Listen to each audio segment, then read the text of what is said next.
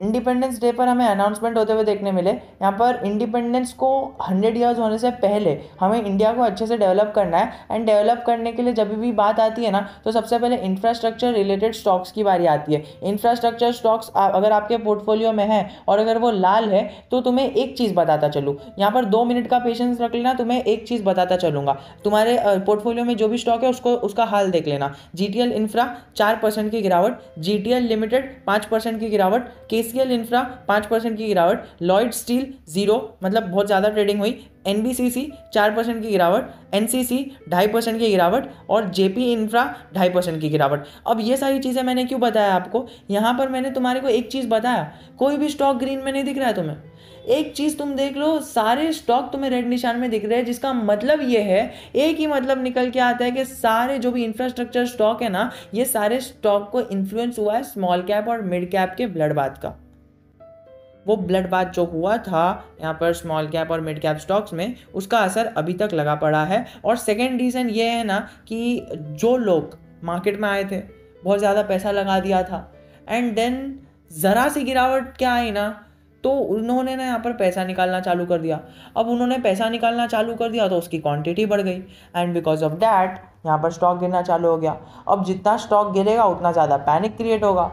अब जिसके जितनी पैनिक लेवल क्रिएशन की एक कैपेसिटी थी, जितना स्टॉक नीचे आ रहा था लोग और सेल कर जा रहे थे। मतलब हर एक की कैपेसिटी होती है ना कि इतना ही मैं लॉस सेल कर सकता हूँ, इतना ही बेयर कर सकता हूँ, इतना ही बेयर कर सकता हूँ, तो सबके स्टॉप लॉस हिट हो के स्टॉक्स नीचे जा रहे हैं। अब एक टाइम ऐसा आएगा कि ओवर सोल्ड हो जाएगा, मतलब या फिर कंसोलिडेट होना चालू हो जाएगा। मतलब जब सारे पैनिक इन्वेस्टर्स निकल जाएंगे ना, और जब क्वालिटी इन्वेस्टर्स इसके अंदर अपना पैसा डाल देंगे ना, तब ये सारे स्टॉक्स भागेंगे। और तुम्हें दिख रहा है कि जब ये सारे स्टॉक्स ऊपर जाएंगे ना, सारे के सारे स्टॉक्स एक ही बार में हरे निशान में आएंगे। तो अगर तुम्हारे पोर्टफोलियो में कोई इंफ्रास्ट्रक्चर का स्टॉक है इनमें से, अब ये तो मैंने थोड़े ही बताए हैं, बहुत सारे इंफ्रास्ट्रक्चर के स्टॉक्स है, तो तुम्हें घबराने की बात नहीं है, क्योंकि तुम्हारा स्टॉक अकेला नहीं है कि कंपनी नीचे जा रही है। हमें कंपनी नीचे जा रही है वो पूरे इंडस्ट्री को सर्च करना पड़ता है, क्या पूरी इंडस्ट्री नीचे जा रही है। If the whole industry and if the whole sector is going down, तो अब हमें चिंता करने की कोई ज़रूरत नहीं है। तब हमें यहाँ पर एक चैन की सांस लेनी चाहिए कि ओके, पूरी इंडस्ट्री डाउन जा रही है तो हम यहाँ पर अच्छे हैं, we are good to go. क्योंकि पूरी इंडस्ट्री डाउन जा रही है ना, जब यहाँ पर पूरी इंडस्ट्री ऊपर जा रही है और हमारा स्टॉक ही सिर्फ नीचे जा रहा है, तब जाके हमें कंसर्न करना चाहिए। बट अभी तक जो हमें यहाँ पर सीन दिख रहा है, द सीन इज क्लियर कि every stock is going down and we should not panic. जिस दिन हमने पैनिक करके सेल कर दिया, समझ जाना कि हम भी वही इन्वेस्टर है।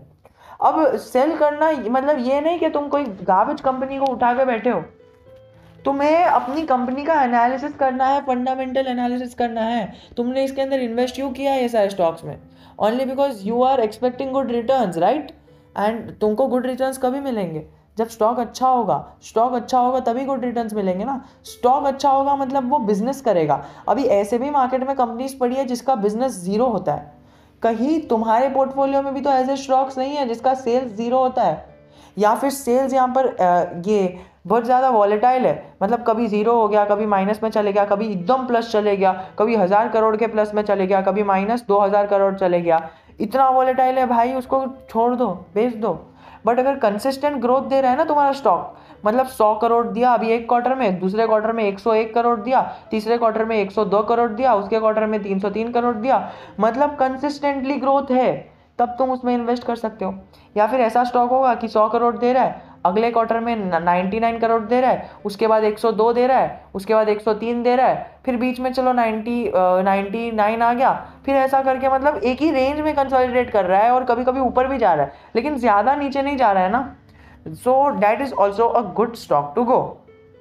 तो ये सारी चीज़ें तुम्हें एनालाइज करनी पड़ेगी और तुम्हें पर्टिकुलरली करना पड़ेगा। अब अगर किसी स्टॉक में डाउट है तो मुझे कमेंट सेक्शन में तो पूछ सकते हो, बट यहाँ पर तुम्हें देख सकते हो पूरे महीने में है ना स्टॉक का हालत ऐसी ही है। तुम कोई भी स्टॉक को उठा लो, एक ही पॉइंट से तुम्हें गिरावट देखने मिलेगी। कोई भी स्टॉक को उठा लो, रेड मोमेंट में देखने मिलेगा, और वो भी एक ही दिन से। तो तुम समझ जाओ कि स्टॉक्स में गिरावट क्यों है। हर एक स्टॉक तुम्हें एक महीने से गिरावट में ही देखने मिल रहा है। अगर तुमने एकदम अच्छे से पोर्टफोलियो में ध्यान डाला है तो तुम्हें पता चलेगा फ्रॉम 1 मंथ अगर जिसने पेनी स्टॉक्स और स्मॉल कैप स्टॉक्स में इन्वेस्ट किया ना, उसका तो पोर्टफोलियो एकदम रेड में ही रहेगा, और वो भी 1 महीने से रेड में रहेगा।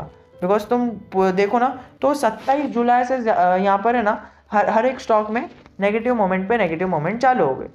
तो अब तुम मुझे बताओ, क्या तुम्हारा कोई ऐसा स्टॉक है इंफ्रास्ट्रक्चर जैसा जो ऊपर जा रहा है? Comment section is always open for you.